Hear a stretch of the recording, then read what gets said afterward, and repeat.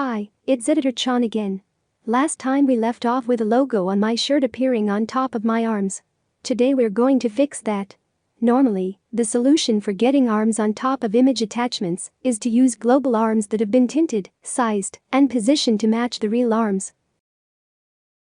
But that's not always adequate, as we can see here, because none of the sleeve options fit my jacket.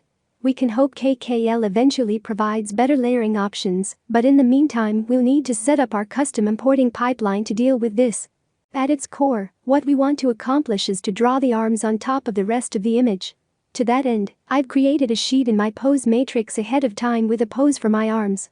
If you want to see how, I basically made a pose in KKL with the bare minimum parts necessary, and then hid everything using the transparency settings except for the arms.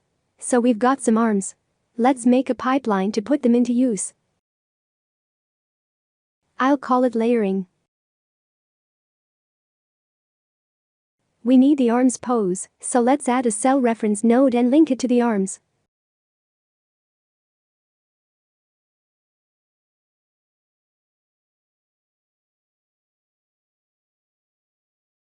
As is usually the case, we should hook the key from the cell output into the key of the cell reference's input so that they use the same column.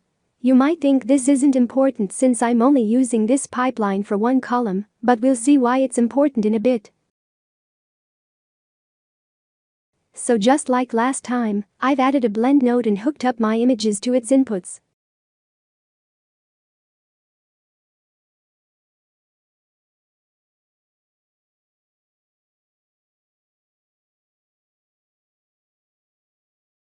This time we don't want to blend between the two images though, so I'll change the blend mode to overlay. This draws the blend image on top of the base image, using the amount setting as the opacity.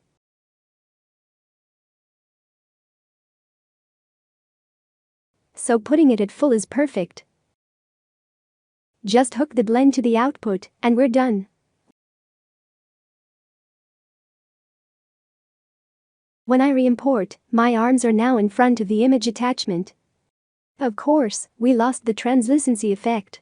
This is because we overwrote the wet pipeline that exists on the row with the layering pipeline on the cell. Only one pipeline can be applied at a time. So we really need to combine these two pipelines. Let's clear out the pipeline from the cell, and this time, while our MAD pose is selected, let's open the pipeline editor using the pipeline button up here. This way the cell node will refer to the MAD cell while in the editor. Now to recreate the pipeline we just made. Add a cell reference to the arms pose. A blend node using the overlay blend mode.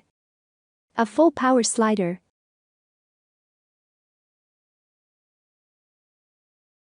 And then use our original wet t-shirt blend node as the input into the overlay, and finally use the overlay as the result.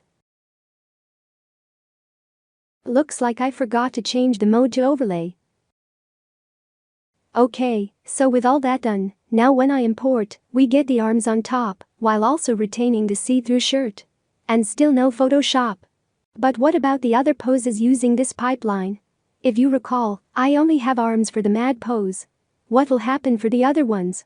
Let's open up the pipeline editor with one of them selected to find out.